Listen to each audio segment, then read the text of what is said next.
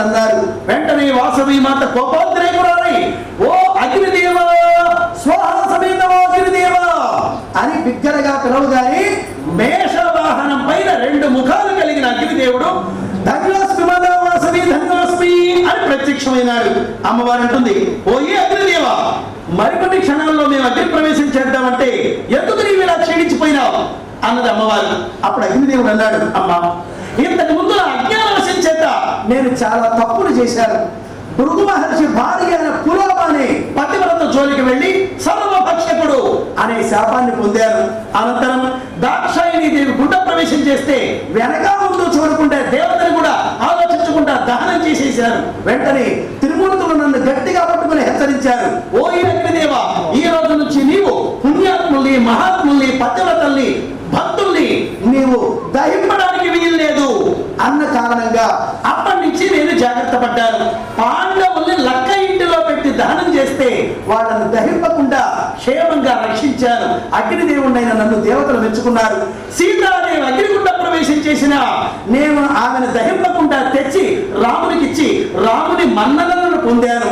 ప్రహ్లాదుడు అనే మహాభక్తుణ్ణి నిప్పుల్లో తోసిన ఆయన్ని దహింపకుండా తెచ్చి ఆ భగవంతుని ముందు నిలబెట్టాను. అప్పటి నుంచి నాకు మంచి పేరు వచ్చిందమ్మా. ఓ వాసవి, ఇలాంటి సమయంలో మహాపుణ్య భక్తులు అయిన ఇంతమంది దంపతులు, మహాపతివ్రతలు, ఇంతమంది వైశ్యులు, మహాత్ములు ఇక్కడ అగ్నిగుండ ప్రవేశం చేస్తుంటే దహించి వేస్తే దేవతలు నన్ను క్షమిస్తారా వాసవి మాత? అంతేకాదమ్మా, ఓ వాసవి, ప్రతి మనిషిని భగవంతుడు సృష్టించి ఒకేలాగా మరణం అని రాయడు కదా. ఒకడికి యాక్సిడెంట్ మరణం, ఒకడికి హార్ట్ అటాక్ మరణం, ఒకడికి క్యాన్సర్ మరణం.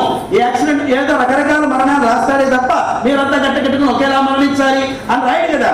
మరి మీ లలాటాల పైన ఎలా మరణాలని రాశాడో నేను తెలుసుకోకుండా మిమ్మల్ని దహించి వేస్తే త్రిమూర్తులు దేవతలు నన్ను క్షమించరు. ఇందులో నేను నిమిత్త మాత్రుణ్ణి. బ్రహ్మదేవుడు ప్రత్యక్షమై మిమ్మల్ని దహింపవచ్చును అని ఆజ్ఞాపిస్తే నేను ముందుకు దూకుతాను, ప్రజ్వలిస్తాను అని చేతులు జోడించి నమస్కారం చేశాడు అగ్నిదేవుడు. వెంటనే ఆయన సమయస్ఫూర్తికి అమ్మవారు మెచ్చుకొని, ఓ బ్రహ్మదేవ, సరస్వతీనాథ బ్రహ్మదేవ అని పిలవగానే ఆ బ్రహ్మలోకం నుంచి హంసవాహనం పైన ప్రత్యక్షమైనాడు బ్రహ్మదేవుడు. ధన్యోస్మి మాతా వాసవి ధన్యోస్మి అన్నాడు. ఓ బ్రహ్మదేవ, సూటిగా అడుగుతాను, సమాధానం చెప్పు. ఈ విశ్వంలో ఉన్న సమస్త జీవుల్ని సృష్టించింది ఎవరు?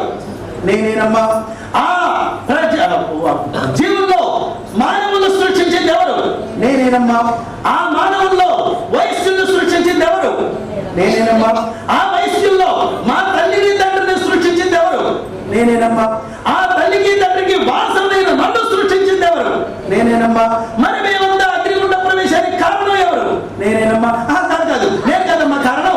మీరు అగ్నిగుండ ప్రవేశానికి నేను కాదమ్మా కారణం. అడుగా విష్ణువర్ధనుడే కారణము అన్నాడు బ్రహ్మదేవుడు. కాదు బ్రహ్మదేవ, మేము ఇక్కడ అగ్నిగుండ ప్రవేశానికి కారణం విష్ణువర్ధనుడు కారణం కాదు, అందుకు కారణం నీవే కారణము. ఆశ్చర్యపోయాడు బ్రహ్మదేవుడు. ఇదేమిటమ్మా, ఆ రోజు నిన్ను చూసి మోహిస్తే నువ్వు అహింసతో గుండ ప్రవేశం చేస్తూ నేనెలాగమ్మా కారణం అవుతాను అన్నాడు బ్రహ్మదేవుడు. అవును బ్రహ్మదేవ, నీవే కారణం. ఎలాగంటే వాసవి అనే పంచభౌతిక శరీరాన్ని సృష్టించింది ఎవరు? నీవు కాదా? ఈ వాసవిని ఈ శరీరంలో రంభ, ఊర్వశి, మేనక, తిలోత్తమ మొదలైన అప్సర స్త్రీల కన్నా అమిత సౌందర్యాన్ని బొమ్మలో నింపింది ఎవరు? నీవు కాదా?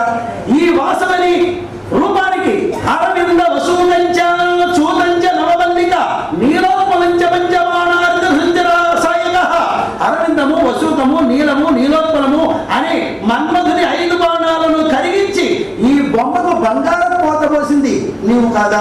ఇంత అపురూపావణ్యంతో నీవు నన్ను సృష్టించబట్టే కదా ఆ దుష్టుడైన విష్ణువర్ధనుడు నన్ను చూసి మోహించాడు. కనుక ఈ రోజు నుంచి మా ఆర్య వైశ్య స్త్రీల సౌందర్య నియామకాన్ని చెప్తాను, నువ్వు అలాగే సృష్టించు.